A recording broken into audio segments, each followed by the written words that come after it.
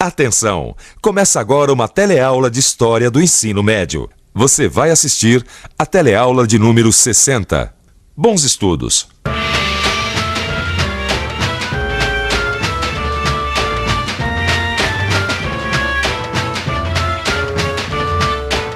Getúlio Vargas. Bem, você já conhece Getúlio Vargas das nossas outras teleaulas, não é verdade? É que o Estado Novo, chefiado por Getúlio, foi um período longo na nossa história. Na teleaula passada, por exemplo, a gente viu como Getúlio Vargas organizou o regime do Estado Novo do ponto de vista da política, da sociedade e da cultura. Hoje, a gente vai mudar de ponto de vista. Na teleaula de hoje, a gente vai falar sobre a base econômica do Estado Novo. Vamos ver como o governo organizou as relações entre empresários e trabalhadores. Além disso, vamos ver que o regime do Estado Novo foi contemporâneo às transformações que levaram o mundo à Segunda Guerra Mundial. E vamos estudar a participação do Brasil na guerra.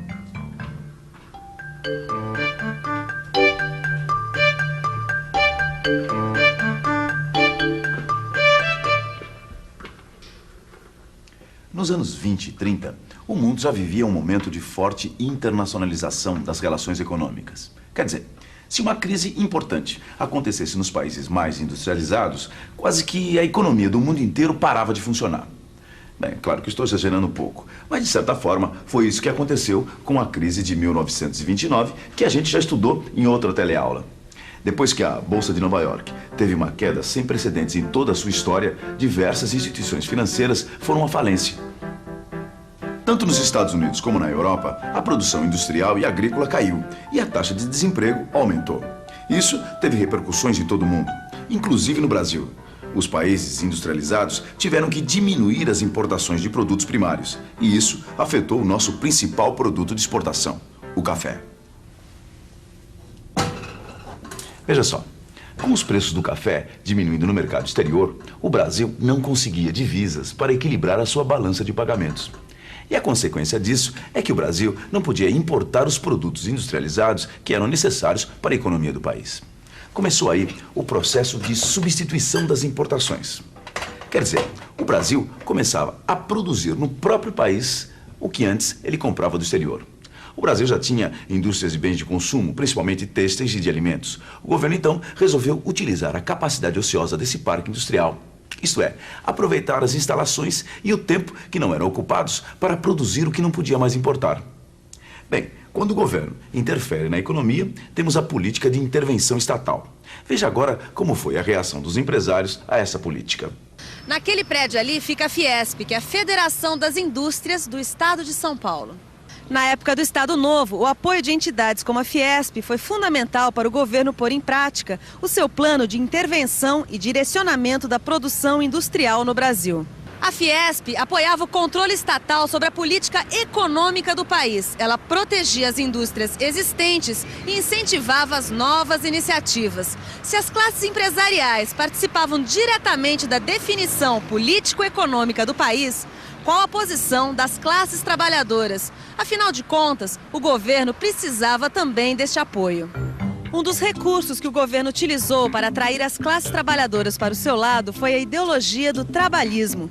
Criar uma imagem positiva do trabalhador era uma meta importante do Estado Novo. Com isso, o governo pretendia também disciplinar a relação entre empregadores e operários e diminuir o conflito entre o capital e o trabalho. Escute só o que dizia Getúlio Vargas num discurso feito no dia 1º de maio de 1943.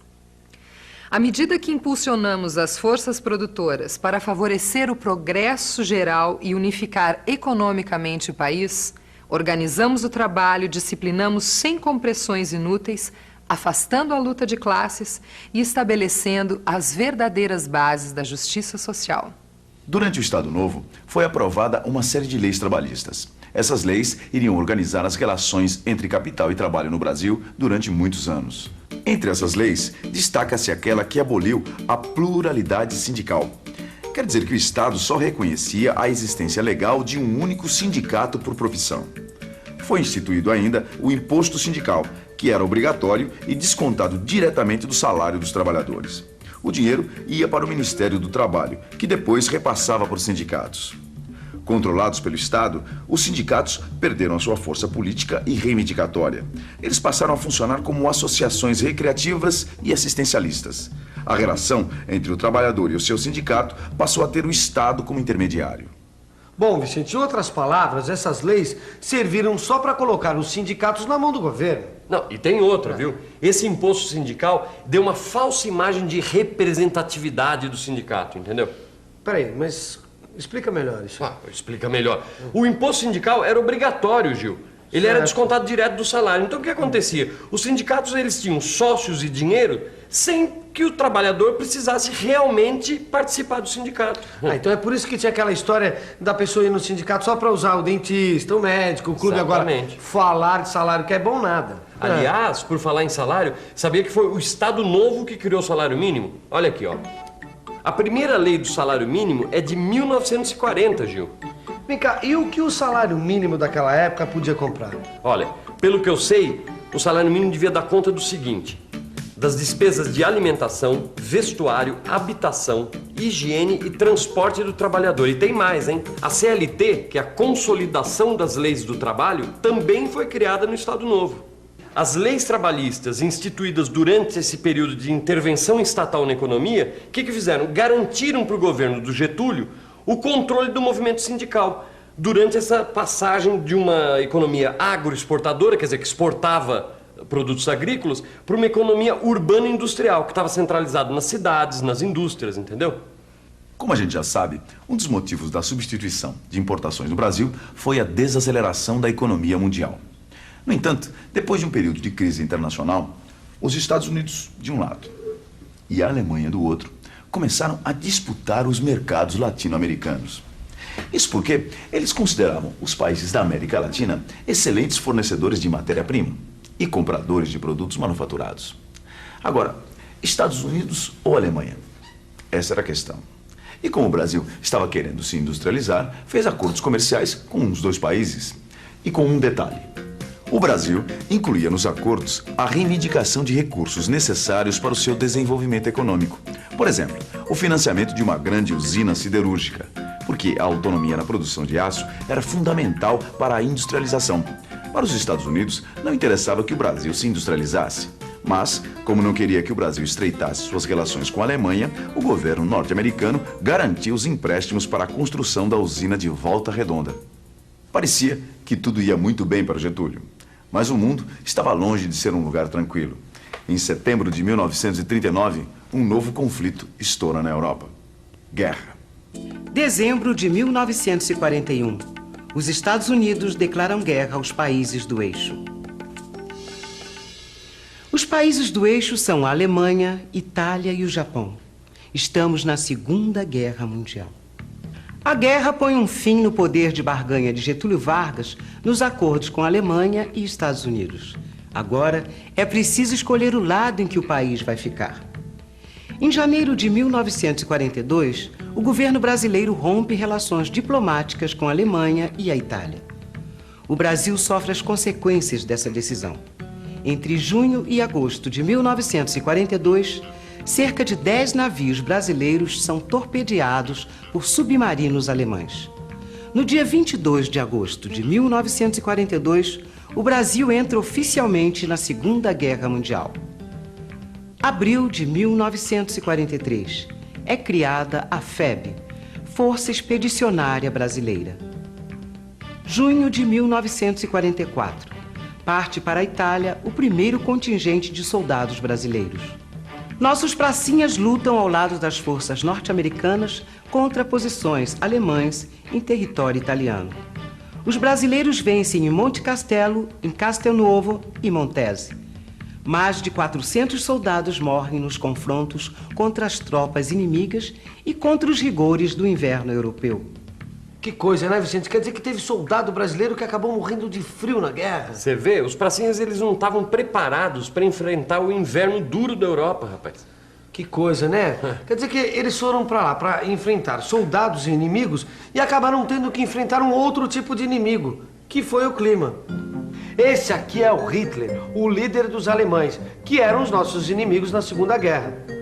E esse outro aqui é o Mussolini, italiano, portanto, nosso outro inimigo. É realmente estranho, né? Um presidente declara guerra contra 2 ditadores na Europa, enquanto o povo no seu país também vive num regime autoritário. É ou não é? Realmente, esse foi um dilema que acabou dando muita dor de cabeça ao Getúlio. Tanto é que logo começaram as manifestações populares pelo fim do Estado Novo. Vargas tentou melhorar a situação com medidas liberais. Convocou eleições presidenciais e legislativas e anistiou os presos políticos. Partidos políticos começaram a se organizar para as eleições.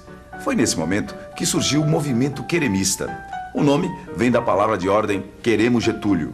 Os queremistas saíram às ruas para defender a permanência de Getúlio Vargas no poder. Eles tinham o apoio das massas populares ligadas ao trabalhismo e dos comunistas anistiados. As elites conservadoras que ainda apoiavam Vargas não gostaram nada dessa aproximação do presidente com os comunistas e começaram a desconfiar que Vargas ia passar para o outro lado e dar um novo golpe para se manter no poder. Bem, o golpe veio mesmo, só que dessa vez contra o próprio Getúlio, que foi destituído em 29 de outubro de 1945. Bom, por hoje a gente vai ficando por aqui e você fica aí com a revisão. E atenção, se liga aí que é hora da revisão. Nossa teleaula de hoje mostrou que durante o Estado Novo, o Brasil passou a ter uma economia mais voltada para a produção industrial num processo totalmente orientado pelo governo. Você viu que as leis trabalhistas foram criadas para evitar que os conflitos entre trabalhadores e empresários prejudicassem o processo de industrialização.